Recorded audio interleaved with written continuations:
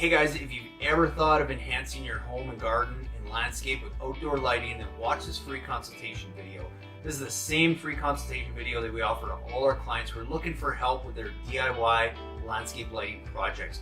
We're going to show you what are the best lights to use and the best locations to get the best bang for your buck, as well as how to create the best effect possible with those lights. So to get your free consultation video, email me your pictures at cal@lightingdoctor.ca or go and visit us at lightingdoctor.ca, and be sure to check out our try it before you buy it light, where you can actually get one premium grade fixture, and the King Innovation Insta-Light is a battery operated pack that allows you to go and test the lights out on your property before you make any big purchases. So hopefully you get some great ideas from this video, and again, to get your own free consultation video, email me your pictures at cal@lightingdoctor.ca or go visit us at lightingdoctor.ca and check out our try it before you buy it light and see what's going to look great around your property.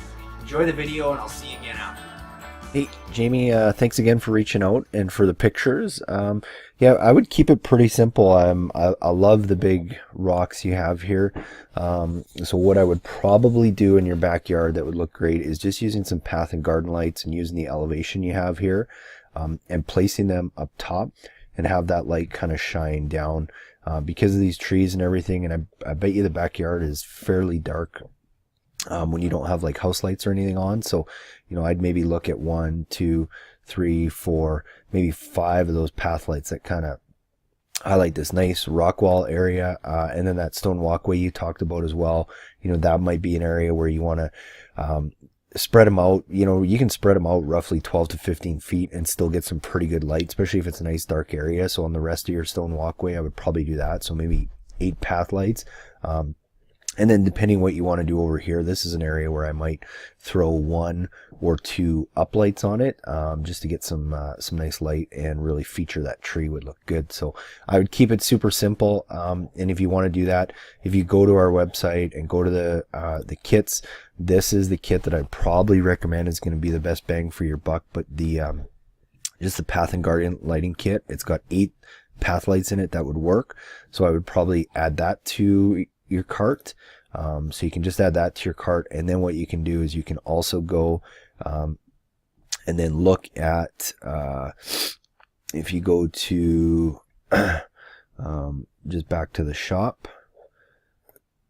this would be the uplights that I would recommend for yeah, these guys here, maybe 1 or 2 of those on that nice big tree. Add those to your cart, and I think you would be all set. And that's going to be the best bang for your buck, is going with a kit like that, because everything's going to be in there, and you do get there's a slightly better price. And if you start with a kit as opposed to having customized something, and then you can just add that light on afterwards. So any questions, let me know, but hopefully that helps. And thanks again, Jamie. Hey guys, thanks so much for watching that video. I hope you guys got some great ideas for your own do-it-yourself landscape lighting projects.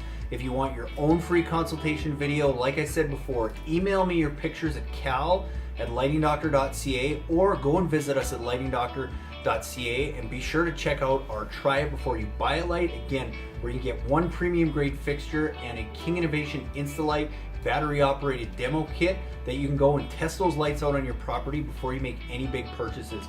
So I hope to see you guys again soon, and again, go get your free consultations by emailing your pictures or visit us at lightingdoctor.ca.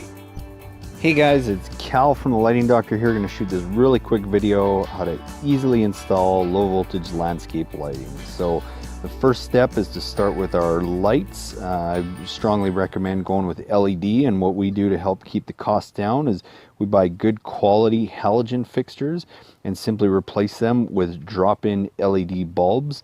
And if you have a existing landscape lighting system, you can do this with most of your halogen systems too. It's as easy as popping the top and replacing your halogen bulbs with LED. And the same with our path lights. Find a simple bi-pin T3 LED light and replacing the existing halogen bulb with an LED will give you, 30,000 plus hours of life out of that light. So highly recommend you go with LED. Once we've got our light selected, it's as easy as digging a small hole to place our light, and I like to use a rubber mallet to help pound in that ground stake and get it nice and stable so that I can easily screw my light in and make sure everything's level and get everything nice and secure. And then lastly, I lay out my wire, and I always like to leave a little loop at every fixture in case we need to move anything down the road. Next step is wiring our connections. We recommend 2 types of wire connectors. The first is a snap lock waterproof connector, is gelled filled and keeps the wires from pulling apart. And the second is a DBRY connection, which comes in 2 parts. One has a simple moret that keeps the wires together, and the second part of that is just a gel filled tube that gives it its watertight properties. You simply push the moret all the way into the tip of the gel filled tube and then snap it down tight on the wires. It gives it water seal and keeps them from pulling apart. Next, selecting your transformer.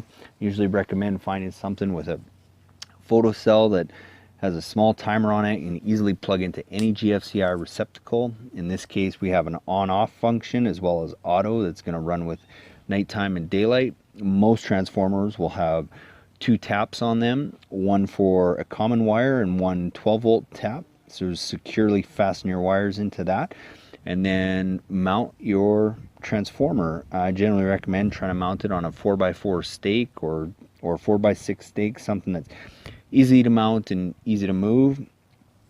Take your plug and plug it into your GFCI receptacle, turn it on, and go around and just make sure all your lights work. Before you bury anything, I would strongly recommend making sure your lights work. Burying the wire is simple. In the grass, just create a small trench that you can easily push the wire down anywhere from 6 to 8 inches deep, and then easily just press that trench tight, and within a couple days you won't even know you were there. And if you're in the mulch, simply just pull the mulch back, dig a small trench, lay the wire down and bury it, and you're set to go. So hopefully that helped you quickly learn how to install low voltage landscape lighting. Please email us or follow us if you have any questions. Thanks for watching.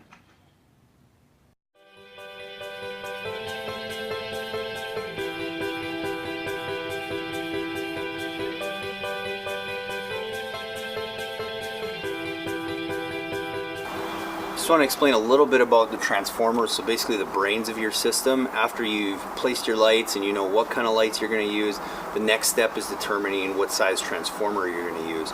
So a real simple way to do this, and if you're using a good quality light, when you buy it, it'll usually tell you how many watts that fixture is actually going to produce. If not, it'll usually tell you, if you actually look on the bulb, it'll tell you if it's 4.5 watts, 5.5 watts.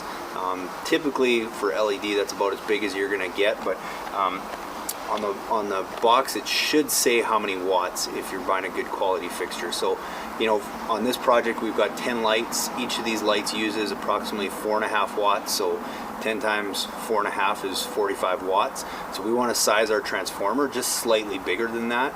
The better quality light that you have, the less you got to oversize your transformer. If you're using a really cheap light or a low quality light, you probably want to give yourself a little bit more room because the light's going to actually use more power than that might actually say. With a good quality fixture, you're pretty safe if you just oversize it a little bit. So we're going to use a 60 watt transformer here from Kichler, which is really simple to use. It's got a small timer on it as well as a photocell, and you can see we basically just mounted it to the side of the house here with a couple screws. And once we get all our wire laid out, we're going to wire those into here. And then something we've done to kind of take it to the next level and make this Wi-Fi is we've added something called it's from Weon. It's a outdoor Wi-Fi timer switch that we use with a lot of our transformers, as well as you can use it with Christmas lights or whatever. And how we use this is basically we just plug this into our GFCI receptacle, and then we plug our transformer directly into that. And then from there, now we can run all our lights from a simple mobile app from Weon. And we do this a lot of the time. It just gives us that flexibility, and it's a cool way to add Wi-Fi to your system.